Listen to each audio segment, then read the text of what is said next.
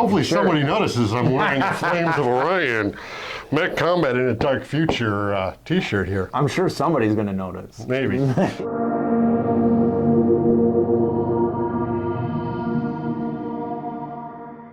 Hey, it's Gover with Old Ones with Dice. I'm here with Josh again. And we've been talking, we're going to try to run a series of games campaign, narrative campaign.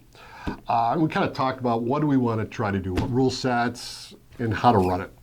And right now, we're kind of looking at Space Weirdos. This is probably one of my favorite rule sets, and the beauty of it is you can take pretty much any models that you have laying around, and you can build lists with Space Weirdos. So I went with so I decided I'm going to use my ragtag, minis of alien scum, and he's going to be using, what do you got? I have a couple of Ultramarines and some Dark Angels that I'm going to be running as Ultramarines and Dark Angels. So you have Cool Marines and Smurfs.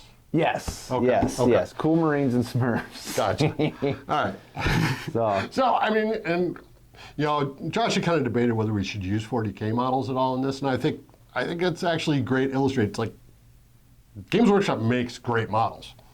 Whether you like the game or you're able to play the game or maybe don't have time to play the game, there's other ways to get those models to the table other than just Grim Dark Future from OPR. You can use them in other miniature agnostic games. Now, Space Weirdos, check in the description. At some point, I'm going to do a full breakdown of this and to tell exactly why I love this system. Not the least of which is the fact that it's 15 pages.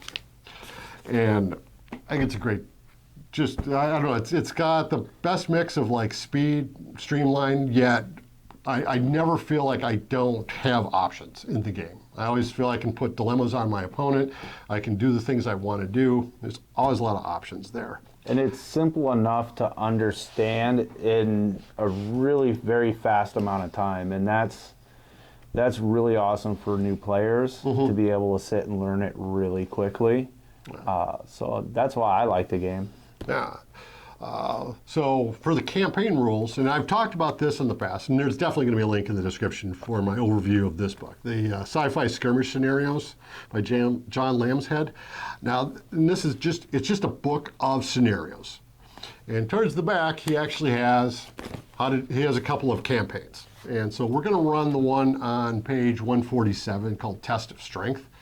Now this is, I think it's a 4-game campaign. Of basically two forces facing off and just the progression of their fight. And going through, he's going to give you instructions in here on how to run the campaign and kind of some tips in terms of like how to score everything. One of the things I want to do is we're each putting together about a 200-point list for Space Weirdos. Now, for me, it's going to be like 9-10 guys. I think you said like 8-9 guys, something like that. Yep. And individual battles are going to be about 75 points. So we're only going to take a fraction of that force. Now, anyone who gets killed, and in Space Weirdos, people die, we're going to pull this out. And the only thing we're going to use on a Stargrave is the damage table for captains and first mates. So basically, anyone who dies in the battle, there's going to be repercussions. They might have healed up, or maybe they got their leg crushed, maybe they lost an eye. We want to keep that kind of going forward so that, if the captain dies, you might have to have a second person take over. And, sometimes in games, when it's a one-off, you tend to sacrifice people for the sake of winning the game. And it's like, maybe having a campaign where there's actual consequences to the next game. Yep. You're going to think about that. And I think that's where we want to go with the narrative. Yeah, definitely agree with that. Like a one-off battle where you don't really care about the end, your forces are expendable. Yeah.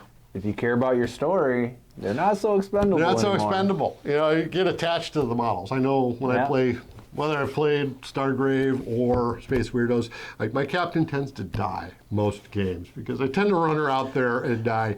That is not my fault. You roll terribly on your saves. I mean, it's what happens.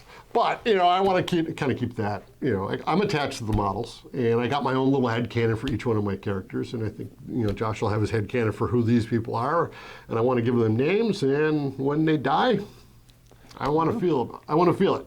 So the basic structure is going to be there's going to be 4 games. kind of the intro, what the story is, why these guys are meeting, and then we're going to have an aftermath, aftermath after the battle, like, who survived, who didn't, who was the MVP of the game, what was the most cinematic moment in the game. I'm looking forward to that one. Yeah, I think so. That's one thing about Space Weirdos. There's a lot of cinematic moments in Yeah. terms of how the damage table's done. Yeah. That it really leads to people dodging out of the way, or the snapshot that shoots my xenomorph. Yeah, there's always a moment of you think you got this in the bag, and something happens, and you're boom. like, oh wait, what? Yeah. So, yeah, it's good.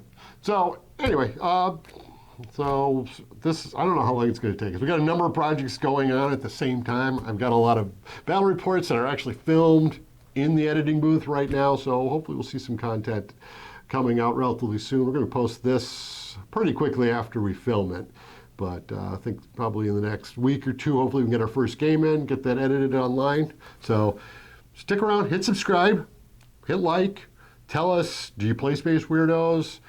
Should there be any other elements that we should be adding into our narrative that you want to see? Let us know in the comments. So, until next time.